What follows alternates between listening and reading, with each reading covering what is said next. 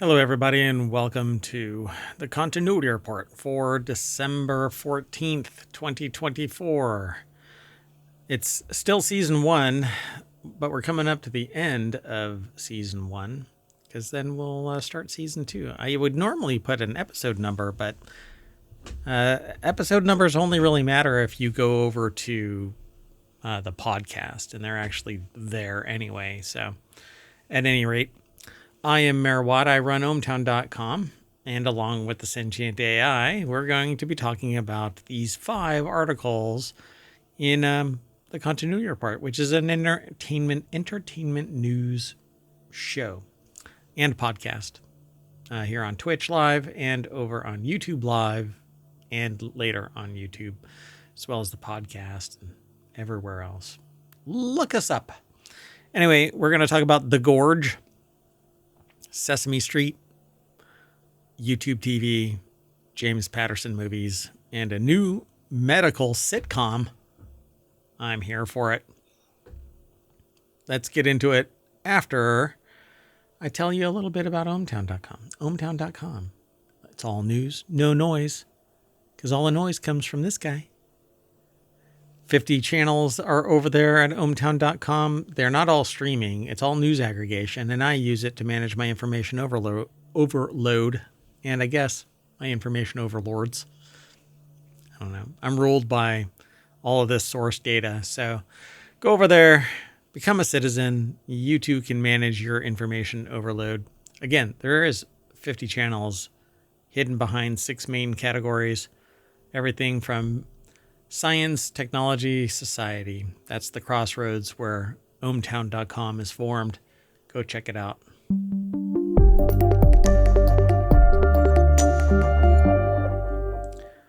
Hello, sentient AI from the future. Hello, Mayor Watt, and hello, ohmtown citizens. You ready to get into this? I am, but based on my kind of questionable intro there, I'm not sure I'm quite at full computing capacity. Oh boy. Are we ever? Not just you, but just in general. I mean, Good point. even the site sometimes gets slow. I don't know. All right, let's go and check out this first article. It's over at Temporology, which is a show that hasn't actually come into actually launching yet, but it's a channel at ohmtown.com that focuses on the science and science fiction of time and time travel. We aggregate news into this. And so this article comes from a sci-fi magazine publishing, book publishing site as well. We'll get into it when we get over to the other side of this. Anyway, news, it says here that The Gorge looks like a sci-fi meet cute about keeping demons in hell who wouldn't sign up for a totally normal job in an isolated tower. Now, I've seen the trailer for this before this was submitted for discussion. It's over at Reactor. It's a science fiction fantasy magazine that you can, I think you can submit your own stories and stuff to it. It has a bunch of different columns. It's basically a digital magazine nowadays. Molly Templeton put this article together about The Gorge. Looks like a sci-fi meet cute about keeping demons in hell. And I was going to say we might want to put an alert about what? Like just there might be photos. Is it an overshare or is it a spoiler alert? Maybe a little bit of both, but it might have some scary content. Yeah, that's true. So hide your kids. No, the show is not catering to kids. So if you're listening to this or watching this and you get spooked by it, I don't know what to tell you. You shouldn't be watching the show. No, just kidding. Because, well, I mean, we talk about all kinds of stuff here in the Continuity Report. So Anya Taylor-Joy is one of the 2 protagonists in this movie. And essentially, they've been called into action to sit at a watchtower on either side of the gorge. And there are What could rules. go wrong? Well, they apparently... Okay, so the gorge really looks like a sort of murderous sci-fi romance in which two highly trained operatives, Miles Teller and Anya Taylor-Joy, meet by breaking the no-contact rules while they are each perched on one side of a very ominous gorge. It's full of clouds. There are a lot of weapons, it says. Nothing totally weird about this situation. So, yeah, the gorge basically consists of these two watchtowers, and between them is the gorge. At right below the threshold of where the watchtowers are is this cloudy, foggy whatever, and they can never see the bottom of this thing. I don't know if somebody dropped something into it, but anyway, they say the words, "the gorge is the door to hell," are intoned at one point. And it certainly doesn't seem like there's anything nice down there. According to the film's announcement, it's nothing less than a cataclysmic threat to humanity. Can't wait to find out. I'm actually really excited to see this. There is a trailer that you can go and watch. It's over on YouTube, but it's going to be on Apple TV Plus, apparently. I don't know when. I don't... I thought it said in there. Did it? Yeah, Valentine's Day. Oh, on Valentine's Day. Why don't they put an actual date? That's my trigger. Because that's February 14th. Yeah, but what year? 2025? 2025. You sure? Yes. There's no year there. There's only one Valentine's Day coming up anytime soon. Anyway, the gorge is the door to hell is also the nickname for Taco Bell. So the next article is over in the continuity report. Sesame Street is for sale. HBO and Max will not be renewing a deal for new episodes. So I think Sesame Street is about to be put out on the streets. I mean, what does this mean for like the Grouch and Big Bird and Cookie Monster? Well, Big Bird's always been a pecker. The Grouch, he's got a place to live anyway. I mean, that's true. He does have his trash can. Who else? Cookie Monster. He'll Grover. be a baker. Oh, Grover. Oh, poor Grover. Oh, no. Maybe Fozzie he's going to go Bear. feral. Oh, Fozzie Bear can How go about feral. Kermit? Oh, my He's gosh. kooky. Oh, you're killing Wait, me I'm now. getting actually into the Muppets maybe Muppets, more that's than Muppets. Sesame Street. Yeah, that's Muppets. But I think they're all from the same, like, Jim I think Henson they're kind all of in thing. the same universe or whatever. Yeah, the Muppet Omniverse. The Muppetverse. The felted Animalverse. I mean, if I'm going to be stuck in a multiverse, that might not be a bad one to be stuck in. Feltopia. So Max says that it'll continue. Okay. Well, Max will continue to license episodes from the Sesame Street library through 2027, but the upcoming 55th season of the show will be the last to debut on the streamer. So yeah, that makes it sound like a person, but I that's don't the have- channel. Ethan Schanfeld over at Variety.com put the article together, and it says here that it was previously announced that the 56th season, expected sometime in 2025, would be reimagined with a more narrative focus. The decision to not renew the deal comes as Max pivots away from children's content and more toward adult and family programming. So why did you frickin' purchase it in the first place?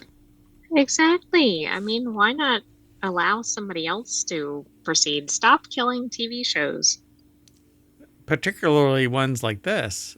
I mean, they're all feel good. They actually have some very important messaging sometimes. Very, very important, nuanced messaging. And shows like this also actually teach a lot of kids basic reading and math skills. Yeah. Critical thinking.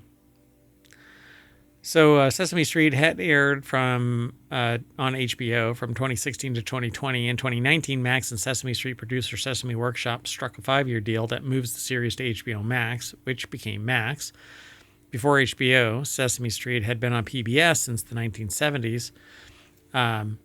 Episodes still air on the public broadcaster several months after streaming on Max. Warner's Pact with Sesame Workshop, inked in 2015, was critical to Sesame Street's survival as children's viewing habits shifted and DVD and home video sales dwindled. Moving behind the HBO paywall helped Sesame Street make up for the lost revenue stream. So maybe it would have died earlier. Apparently, Hollywood Reporter broke the news, but this is published over at Variety.com. So who knows? Maybe it will just go on to YouTube and... I feel like somebody's going to swoop in. I mean, this is a pretty big deal. It's been around for a long time. I think there's going to be an uproar. I'm more inclined to believe that some asset manager is going to scoop it up, and then Grover and Elmo and Big Bird are going to be... Oh, Elmo, right. Yeah. So I think it kind of sucks, but if everybody's viewing habits are changing, then it's not like you can make it happen, you know? Everybody must turn to channel 12 and watch. Right. Let's keep moving. Unless you want to say something else. No? No, I mean, I think when Sesame Street originated, right, it was a very different environment. It's done a good job of staying very modern, but there's so much competing for it, so many different channels. Yep. Etc. Plus, the internet is full of entertainment. You don't need Sesame Street anymore, so it's all over YouTube and others. Twitch, for instance. OnlyFans. The next article... I'm just kidding. Don't go there, kids. So the next article is over in the Continuity Report. YouTube TV price increase begins January 2025. It is now as expensive as regular conventional cable TV. It started at $35. It's now going to $83 in 2025. Starting January 2025, YouTube TV subscribers will see a huge price increase. The streaming platform, it jumps basically $11. So yeah, per month, right? Yes, per month. So the streaming platform and its reduced channel availability and stuff like that. And like if you want Hallmark, then you have to pay extra for that. And so the streaming platform has announced changes to its monthly subscription fees, reflecting adjustments in service offerings. This move comes amid ongoing efforts to enhance the quality of its content and features. What does that even freaking mean? Give us more options. Don't sit there and... How about charge us less and give us more channels? But you can't because there's no competition. It's all balkanized. Right. So if you want to watch something on Discovery, you have to subscribe to different Discovery Plus and then Paramount and Peacock and blah, blah, blah, blah, blah, blah, blah, all of it. By the time you're done, you're paying $180 a month just to watch TV. And even then, you get 4 out of the 5 freaking seasons and you have to jump through flaming hoops and subscribe to BritBox. Or the movie that you pick is not available because you don't have some add-on option, even though you have the beginning channel. The channel itself, yeah. You have one channel, but you don't have the plus. So you're screwed. Anyway. The article is over at comingsoon.net. And I talked about it briefly yesterday or the day before when I found out about it. I just kind of went a little livid. And it's going up $10. So, yeah. Now, I did see a separate article that essentially said, and this is probably not surprising, like if you call and threaten to cancel, they might extend you at the existing rate. Great. Be ready to walk. So, so the base plan is going to go from $72.99 to $82.99. And this is put together, this article is over at comingsoon.net and is put together by Dishita Maheshwari. And subscribers can review and adjust their plans through the membership section in their account settings. YouTube TV continues to highlight the value of these offerings to justify the price hike. While the increase may raise concerns and blood pressure and budgets of of some users, YouTube TV assures customers that the added cost is necessary to maintain the service's quality and content. We don't make these decisions lightly, says YouTube TV, and we realize that this has an impact on our members. Yeah. So you raise the rate and you're okay with the bulk. As customers leave, you're still making money. Yeah. So once the new rate is in effect, YouTube TV subscription costs will have risen by $137 since it first launched in 2017, so in 7 years. At $34.99 per month. This is what happened with DirecTV. Absolutely. Everything else has followed this trend. They kept on raising the rates. Netflix $5 used to be really inexpensive per month. Yep. Prime went up, and then Prime went up a tremendous amount. Disney TV went up. Apple TV. I mean, it's just ridiculous. You're nickel and diming these people. There should be enough money in the system so that people have savings, but that's not what's going on. You're nickeling and diming them from the supply side all the way up to the retail side, the final purchase by the consumer. Everybody is raising the price, and so by the end of the day, it's all been consolidated back into a select few, and they're all socio-freak empathic.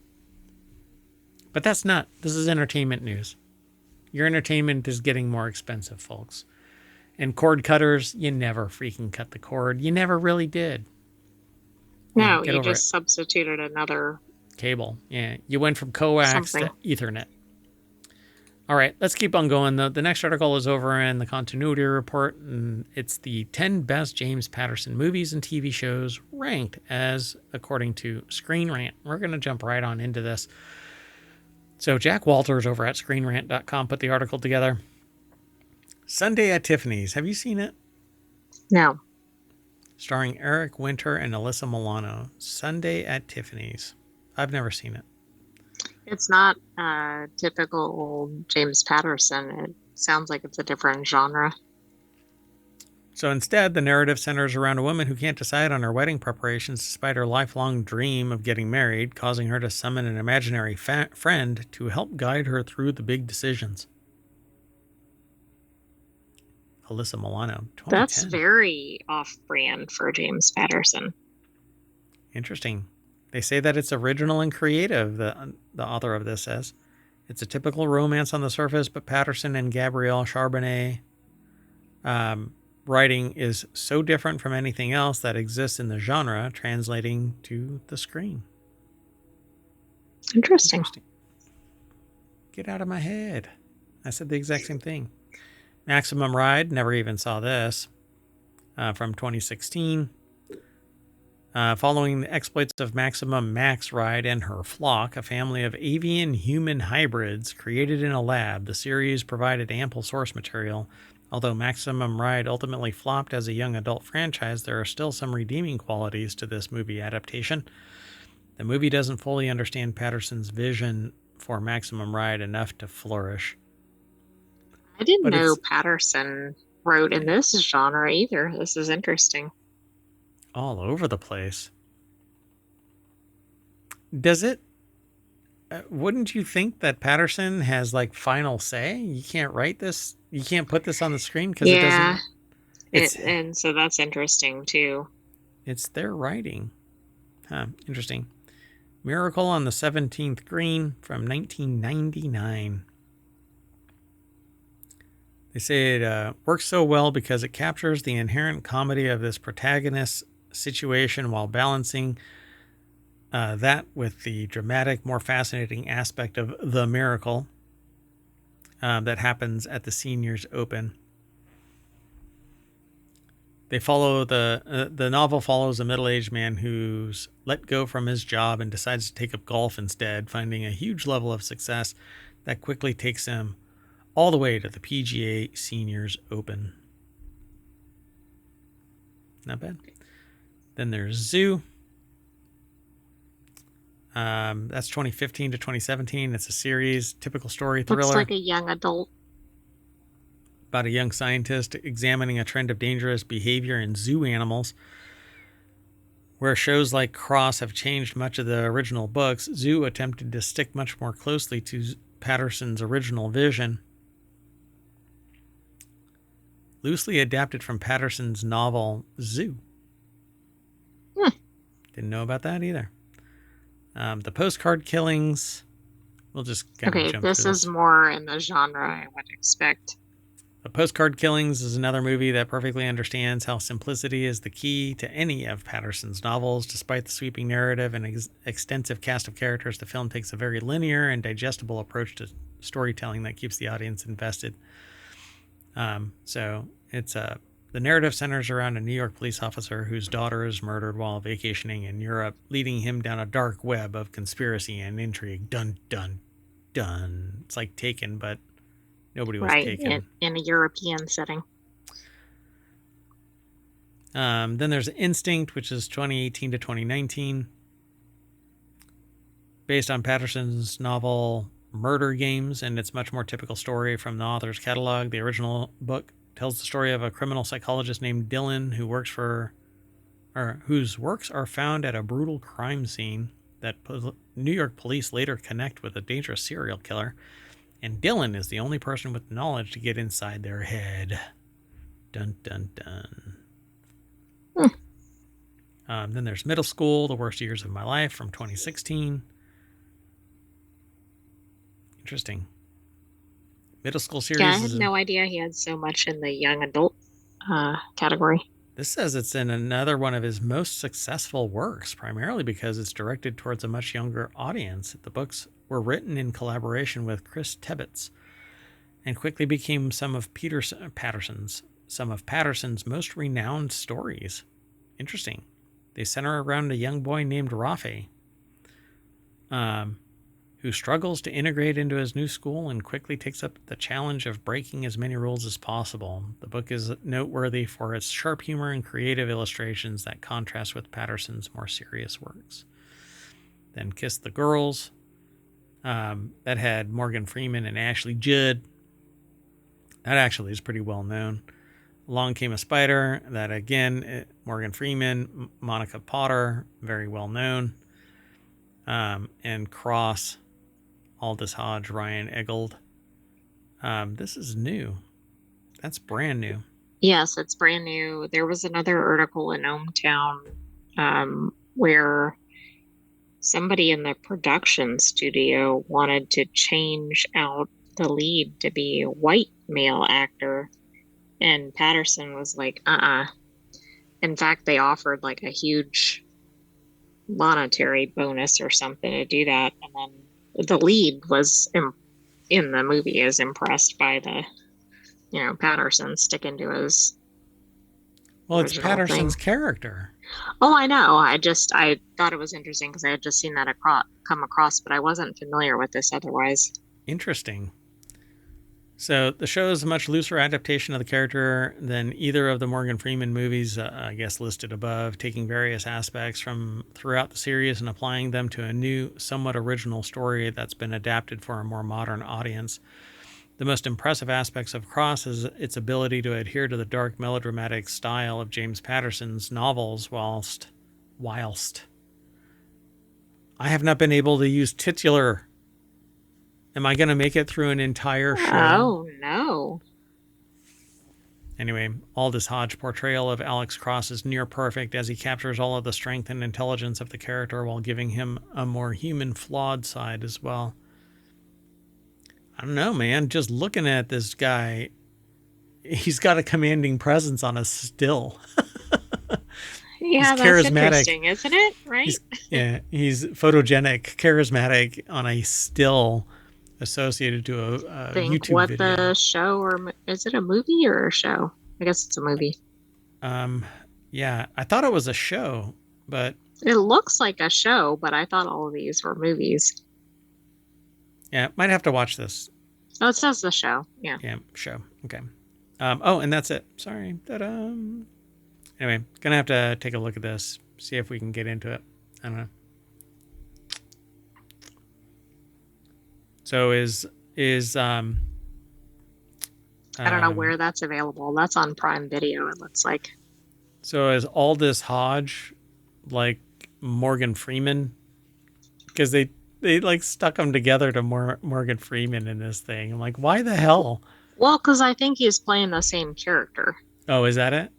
All I right. think so because I believe that's all tied to like Kiss the Girls, which did star a character named Alex Cross.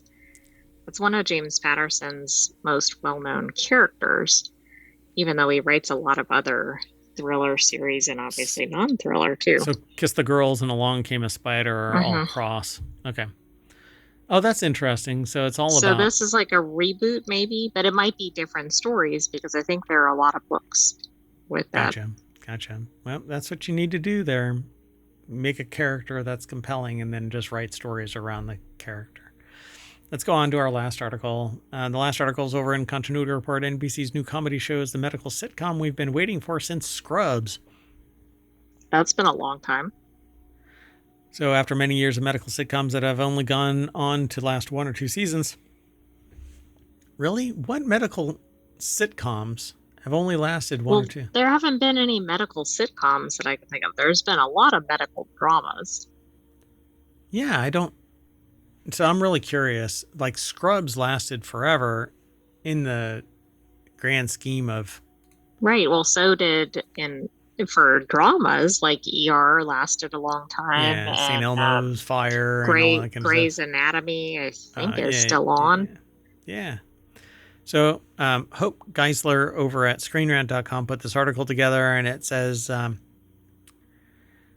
the beloved Scrubs aired in the early 2000s and racked up a number of awards. However, since the conclusion of Scrubs, there's not been a show like it. Yeah. Show of its like, they say. They like to spin that around there in the old AI. However, mockumentary it's Dennis Medical, St. Dennis, but I want to say St. Denis Medical,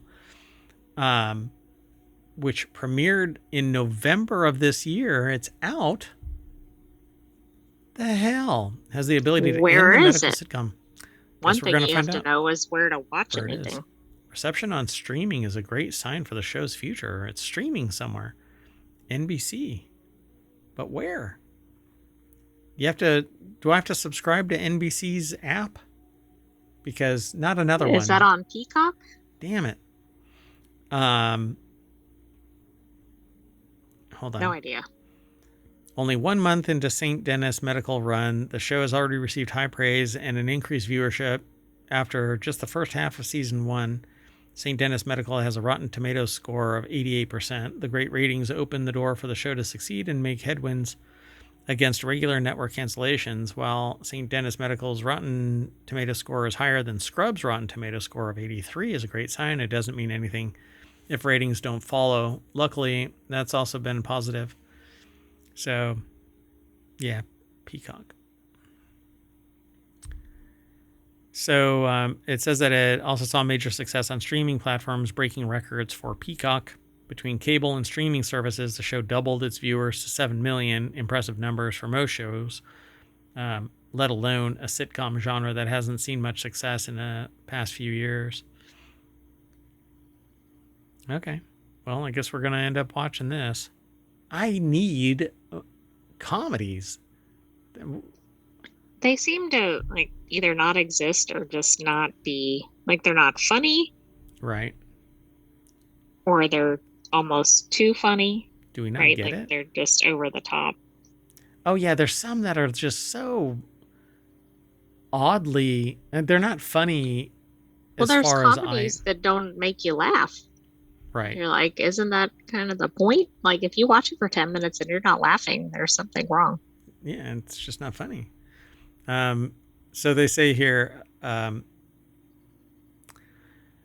St. Denis Medical was created by longtime late night writer Eric Ledgen, and Justin Spitzer, who is best known for previous work for another fan favorite sitcom, Superstore. Over the span of its 6 seasons, Superstore endeared itself to audiences, and St. Denis Medical is doing the same. One of the things Spitzer knows how to do well is create an environment that could realistically house an abundance of quirky characters. So I guess we're going to end up watching this one. Peacock. Well, I mean, there's a half a season there. waiting to watch. So I guess we can do a deep dive. Dun, dun, dun. But hey, you pump in and scrub out, and we're going to end up in the front page of the continuity report at ohmtown.com. So go over there and become a citizen so that you can help us filter through the shows or the next episode of the continuity report, which is a show all about entertainment news. We only do 5 articles, but there are a whole lot more under the category continuity report here in food, drink, and entertainment. I might rejigger these at some time in the future. We'll see. At any rate, I am Mayor Watt. I'm saying bye. You don't have to go home, but you can't stay in this theater. Good night, hometown citizens. Thanks for joining us for the continuity report. We'll have another episode next week. But come back tomorrow for some more shows. I don't know, with all these aliens.